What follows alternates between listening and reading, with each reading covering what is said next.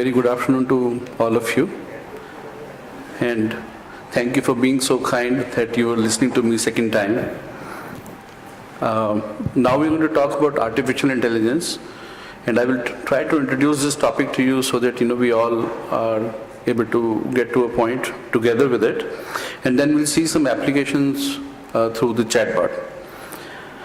Now, what is artificial intelligence? So, I want to really keep it simple. We want to use computers to solve problems.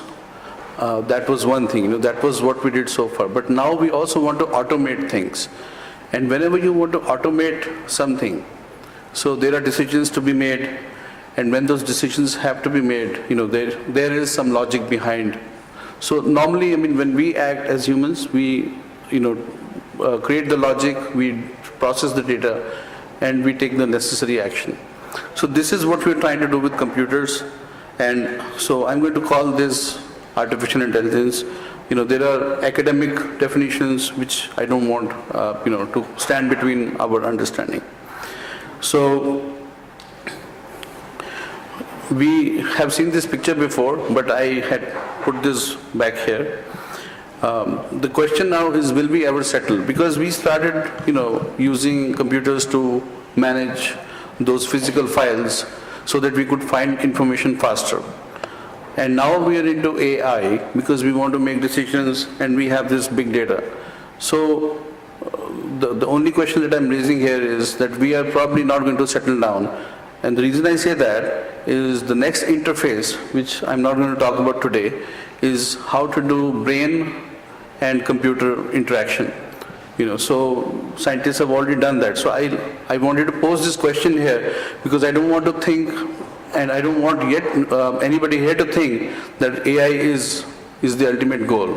This is the beginning of something else. Like I said, it's called BCI, brain-computer interaction. So hopefully next time, when we have this conference, we'll be talking about brain computers. Okay.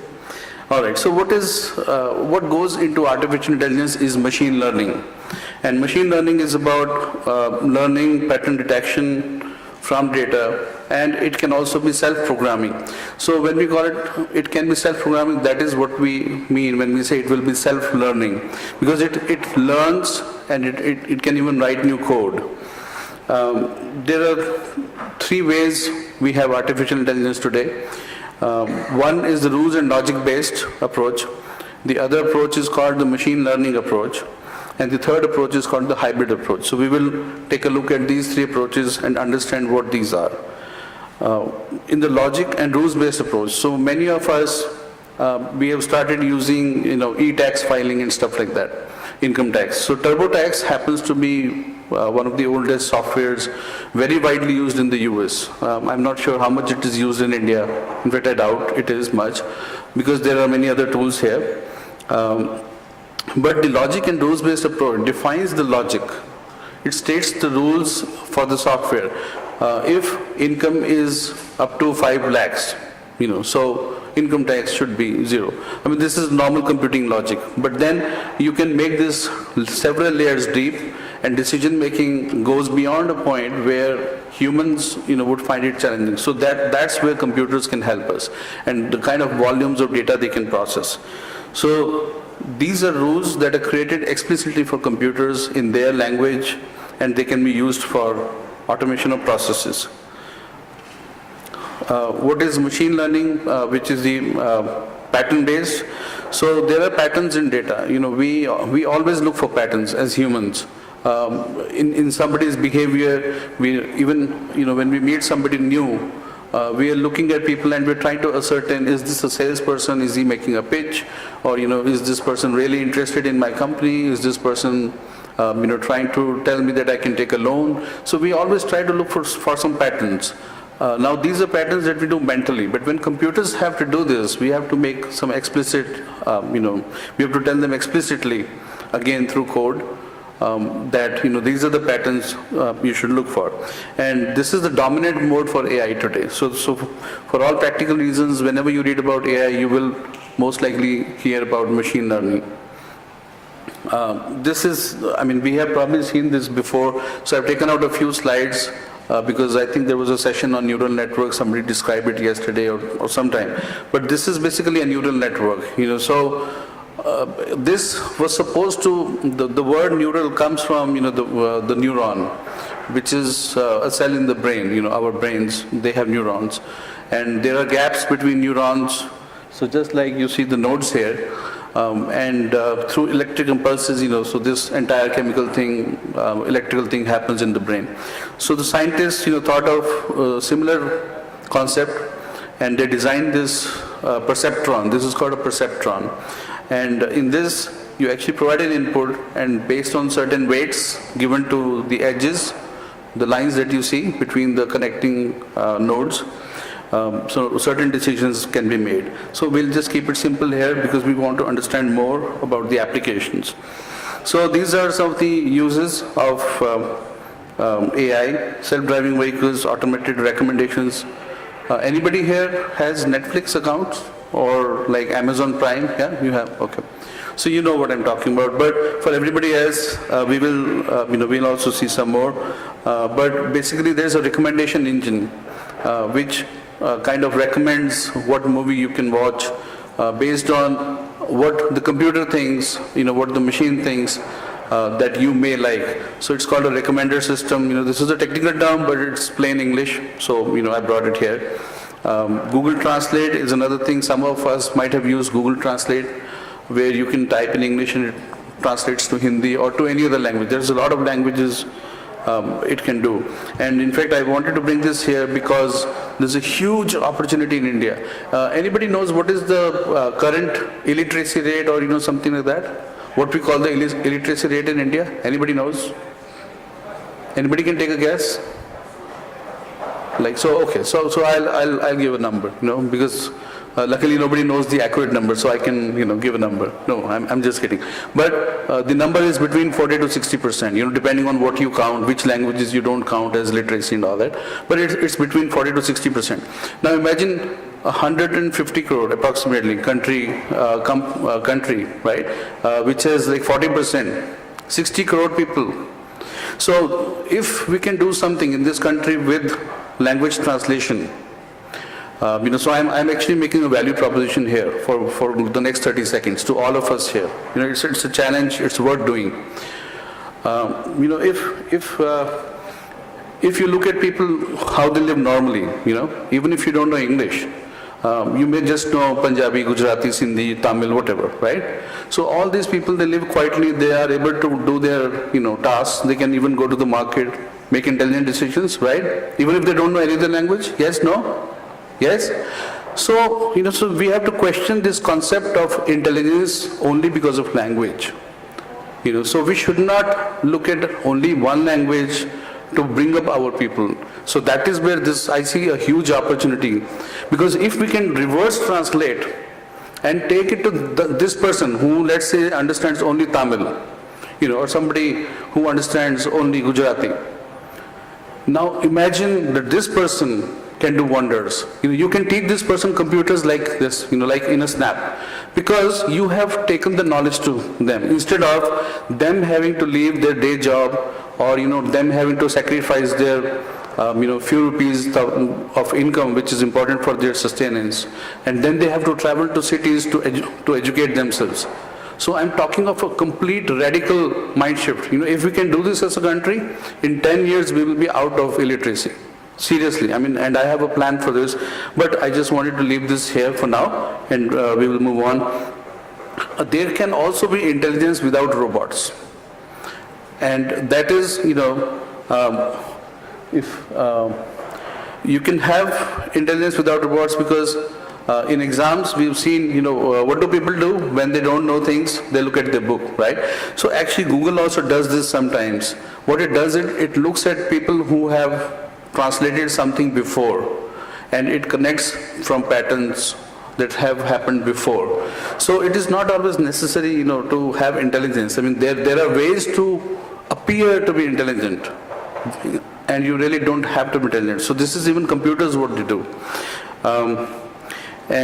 So translation is one thing, I've talked about it. What can we really do right now, and what can't we really do right now? So we, even at this point, with all the advancements we're talking about, we do not have strong artificial intelligence, which means, can you really imagine anything, any computer, all that you've heard in this conference, can you imagine anything which can behave like a human exactly? Replicate the intelligence to navigate the way out of this building, get into the security line, take off the shoes. Can you really imagine anything like that? It's just not possible. So computers, like I said, so that is why I laid the foundation for this. Computers have to be given explicitly what to look for right now. And even if they can self-learn, there is so much knowledge within humans, within us, about everything that we do. It is simply not possible as yet for any computer to get out all that knowledge, to take that knowledge and to even start behaving in that manner. Yes, they can record that knowledge, but they can't really make use of it. So we are not very strong from that perspective, but yes, we can identify patterns, and we have become very intelligent in identifying patterns. We know Google, what it does. So this is what dominant AI is. But remember, why am I saying this? Because this, what we call AI today, this will look primitive tomorrow. This will look like this will look like a horse cart. When we think about automobiles, as we now head into cars that will fly. So this is where we are right now. So that's why in the beginning also I said this is just the beginning of AI. This is not where we're going to end. Okay, so self-learning AI. So somebody might have a question, what is self-learning AI? The easiest example that we have in our lives is of spam. Everybody, I think, knows what is spam. Anybody here does not have a clear picture what is spam? Anybody? I mean, if you have a question, basically spam is unwanted email, something that you did not ask for. Okay, so spam filters have been there for many years, and we've seen them work. So I want everybody here to relate to intelligence ever since then, ever since you've been using email.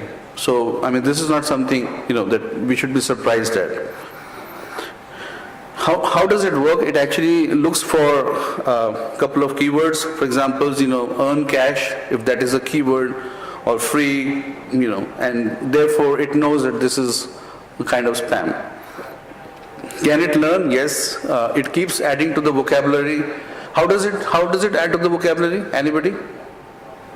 How does the computer know that something else is also spam? Because I mean, let's say I said free cash is spam, and I gave you that engine, the spam engine. So how would it know?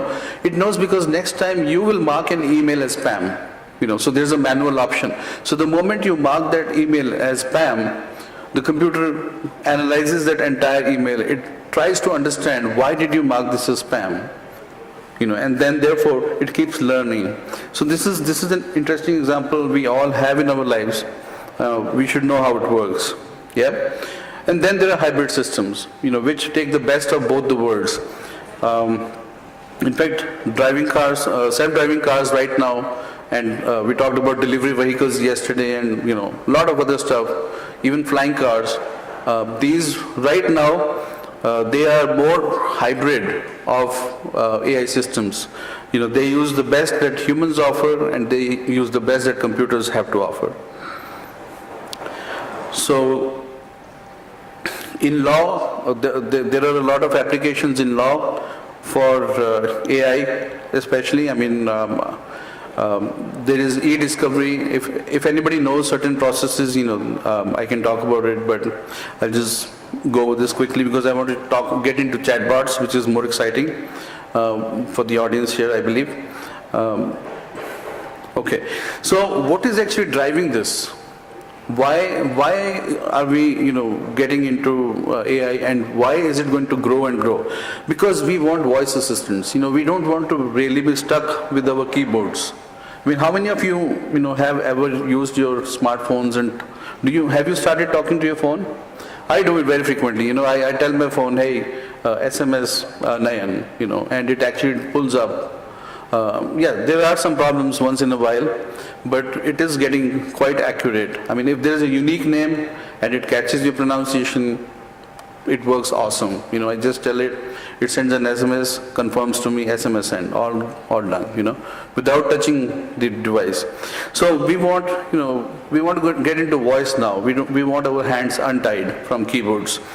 And imagine the documents that you have to type and you have to write and so on and so forth. Anybody has used dictation software? Anybody? Yeah? Quite a few people. Okay. So this is getting even more advanced because it's coming to your mobiles and it should be literally in the air now. And we also want to have conversational and interactive mode for exchange of ideas. We don't want that you have to write something like to Google which movie, or say movies in Mahim or whatever, So you want somebody to talk back to you because your eyes have to read this text. How much text can you read, right? I mean, I'm sure a lot of people are being told, can you please stay away from your computer? Can you take a break for an hour because it's affecting your eyes? So these are things, these are genuine issues.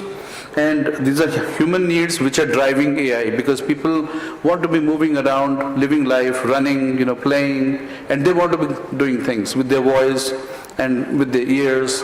Why not use all the senses? Why use touch and why use only vision? Yeah? And then why will AI needs to evolve further because it needs to go deeper. It does get confusing at times. Like I said, if you say call X, it might get confused with it. And it needs to be more integrative. So this will go beyond visual range, beyond what people can see. It needs the ability to zoom in and zoom out. Because right now you can have a long log and you may not know what has happened. So you want to really zoom into the relevant part of the document or of the conversation or of the transaction, right? I mean, how many of yourself have to, for example, when you claim a coupon from Make My Trip, so you have to read this entire huge document, and even if it is, 1 or 2 pages, somewhere in the footnote it says use this coupon number, right? Why can't you just give me the coupon number? But this is a limitation of the human side because we read it from top down, and so on and so forth. But AI can do all this faster. Then AI is also responsible. I did not use the word responsibility, but actually responsibility is the word that we use for humans. So responsible, it can give an appropriate response.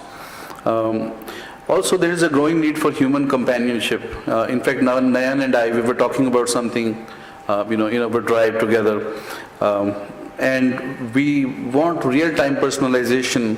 If you go to a shopping store, you really want what you want. You don't want to spend, gazillion hours looking for, things or looking at things that have really no value for you. So AI can help a lot there. And of course, there's human-friendly visualization because AI can actually show you a lot of data, a lot of analysis. Like I said, instead of sifting through pages looking for a coupon code or looking through 10 emails, what was the coupon code my friend sent me, you could actually just, ask AI and it would give it to you in an instant. So, those are the things, but there are questions of ethics, accountability, principles, integrity, values, because these are dear to humans. So these will and these should remain at the core of AI development. And now we will transition to some examples of AI with chatbots. So this has been called conversational commerce, very aptly, by the founder of Uber. And what are the areas? The chatbots, they are working in all sorts of areas. I will show you some of those, but I just kept a list here. Chatbots are working as personal assistants, as office assistants, in sales functions, in marketing functions, in billing support, in returns, in after-sales service, in product installation, warranty extension. In fact, I had a conversation about that with somebody or some chatbot. Customer experience feedback, after you had some experience. At the Texas, Houston, I believe, Houston airport. So they actually, created a 3D image that kept asking people, how was your trip, and this and that. So trying to make it more lively on a stormy day, trying to cheer up people, which is a combination of VR and AI. And customer segmentation, this is a job they are excellent at, chatbots, because they can actually sort out the leads. We will actually take a look at one very specific chatbot for this. Inquiry and lead generation. And then, as you will see through the examples that I will show you now, there are so many things we can do with chatbots. In fact, I'm always up for a surprise whenever I'm reading more about chatbots. Somebody's found a new use for chatbots. So, who are the few clear big leaders? These are the few big leaders. Amazon has a device called Echo. Anybody has Echo? I mean, you've actually seen Echo? Yeah? Okay. And so it has it's called Alexa. Hey Alexa, can you get me this? So that's how you talk to it. Google Assistant is there. Google Home is the device that they're trying to come up to measure with Amazon Echo. Microsoft Cortana, not so great, but yeah, sometimes I use it once in a while, it works. WeChat is a tremendously popular application in China. We'll talk about it. Snapchat and Apple Siri. We know about this, yeah? Okay, so WeChat is a classic example where, unfortunately, again, we are behind China as a country. 700 million people compared to like 1.something billion, 1.1 billion on Facebook. Now, somebody could say, what kind of comparison is this? That is Facebook and this is something else, right? But this is how the Chinese love to talk. They are people like us. In fact, China has a lot of, they resemble Indians in this manner. They are quite chatty people, but they don't talk to strangers. So that's a different thing.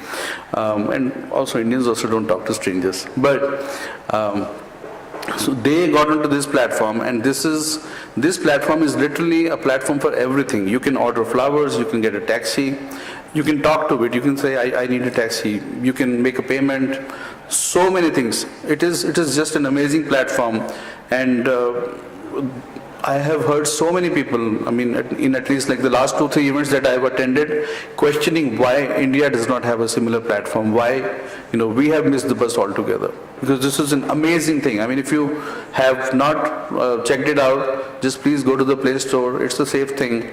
And anyways, you heard before, right? What is left there to save for Indians, right? I mean, all data is already gone. So take one more app, try it out.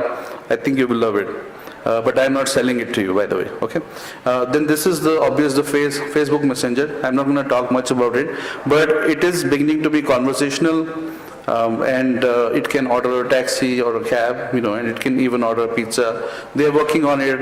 It's evolving. It's doing well. This is Amazon Echo, and I'll see if I can get this video here.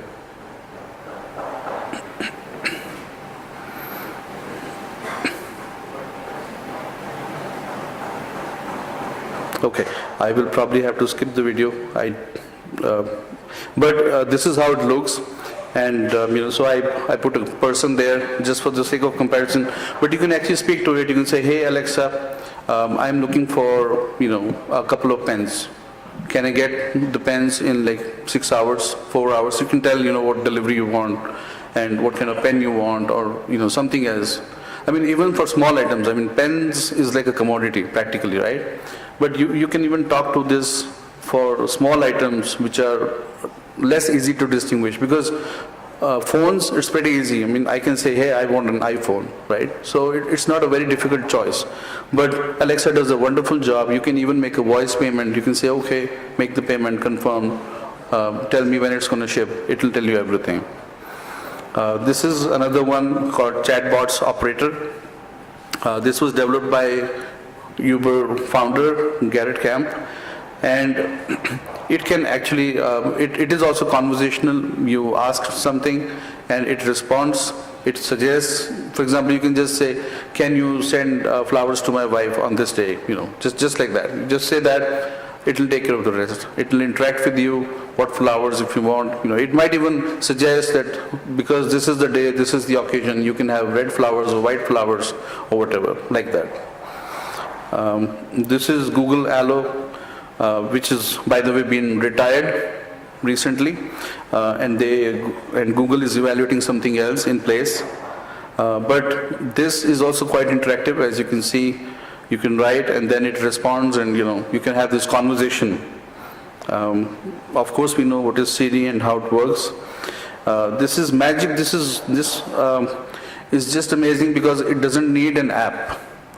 All you need is your SMS service, and nowadays everybody has tons of SMSs left unused. So all you have to do is pull out your SMS, just send an SMS, it will respond. Anybody can recall an Indian example which comes close to this? Any Indian example which comes close to this? Have you? Yeah, banking. Yeah. So some of the banks, at least some of the good ones, they have started this, and this again has huge potential for India, because you really don't want people to get into complicated things with the kind of education levels we have in the country, right? I mean, the literacy levels are low when people have just learned how to do SMS. So why burden them in 10,000 other things? Yeah. So this is one more opportunity I want to point out at this forum for us to consider. Now I want to talk about some strikingly different chatbots. So this is a chatbot developed by a Russian organization called Endurance, and what it does is it from the voice of the person, of a dementia patient. Dementia is a disease which eats away a person's memory, as you age. So from a person's voice, it actually tries to detect the health conditions, the stability of the person, whether they are actually losing memory further, and whether there are some serious changes going on in the body. So amazing thing to do, very tough, but it is happening. This is Casper, another chatbot which helps insomniacs get through the night. I see some smiles. I see people really happy. Yes, that is what it does. If you are anxious and if you feel like working all night or not sleeping all night, so this is a chatbot for you. Again, a very interesting application. This is brand awareness. This is a British tea company called PG Tips. We may not have heard much about it in India. This is pretty local to the UK. They have a brand mascot called, it's a monkey, and it's called a monkey. So this revived the brand. They created a chatbot which engages with people. It sends jokes to people once in a while, entertains them. It has revived the brand, and it has, it continues to reinforce the brand. This is, like I talked about, the lead generation and assigning leads automatically. So this is Roof AI, and there are many more.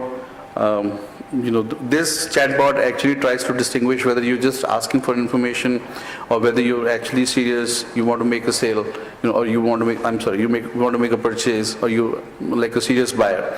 So it appropriately distributes the leads to the right department.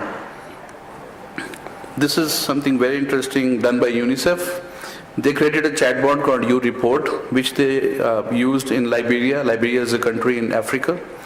And what they did was, they did a lot of projects with this. One of the projects because of which I, thought this was interesting. There's a huge crime happening in the society at school level.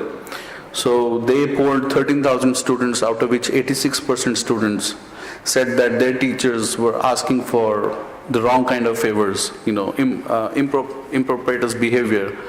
And that is how they were getting this. So after this, they took a lot of action, and this is one of the classic cases of a chatbot helping turn around a big social situation. Okay, and this is Disney. They are always up to something interesting. Now what they've done is, for example, they created a chatbot which tries to involve young audience in solving crimes. So there is this imaginary, detective chatbot who kind of tests your aptitude, whether you have the aptitude to be, somebody who can investigate the crime. And then it takes you through that game and so on and so forth. So very nice engagement platform. And there are some more examples. We'll quickly look at those examples. Starbucks makes it very easy to order your coffee or whatever. They have an app in iPhone, Android, and for Windows. And you can actually do it with voice or with text. So they do support voice. Lyft is another app which works via Facebook or Slack, and it actually can book your next ride.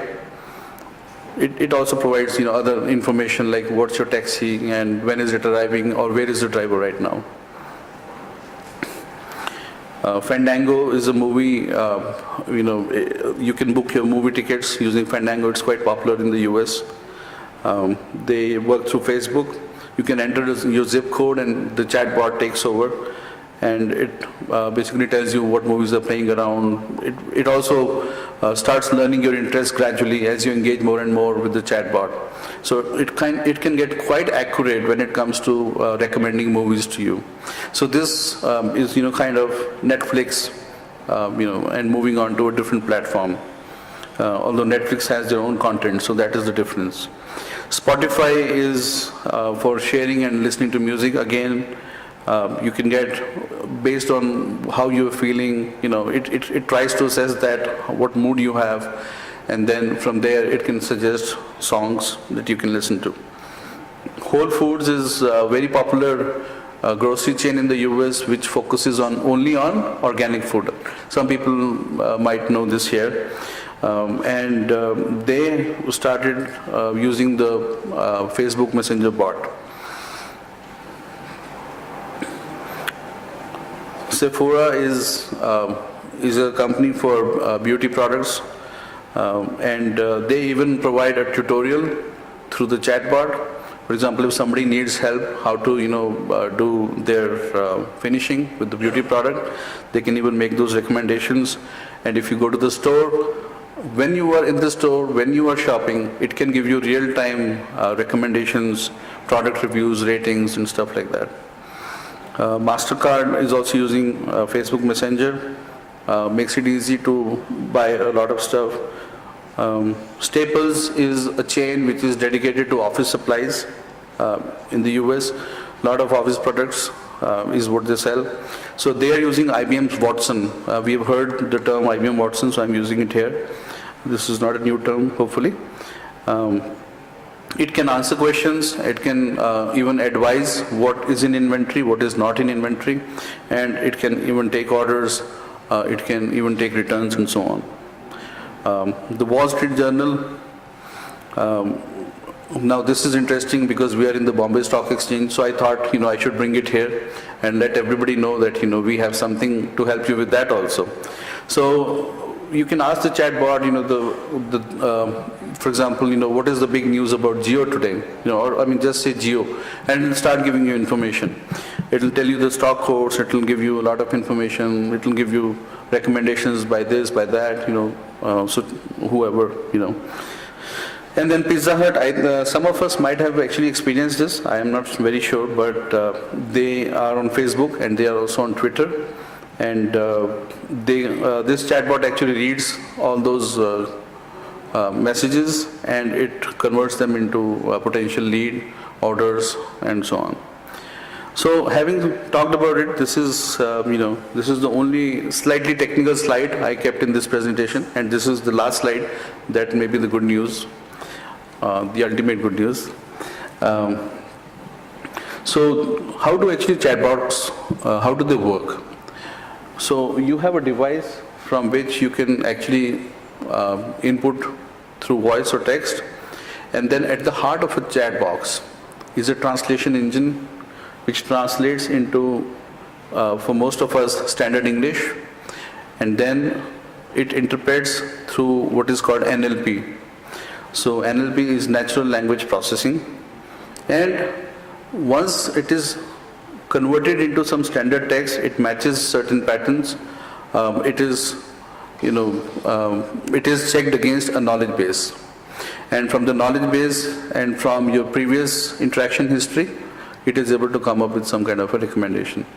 So this is the broad process. It is not very difficult. If you have a few years behind you in technology, or if you intend to get into chatbots, you can actually pick up, couple of technologies, and it is not very difficult, though, I mean, it will take some effort. It will take some effort. Of course, there is nothing without effort, yeah? So, this brings us to the end of my presentation. I kept it very user-oriented so that everybody can understand, and hopefully, we can take a few questions. Yeah, thank you.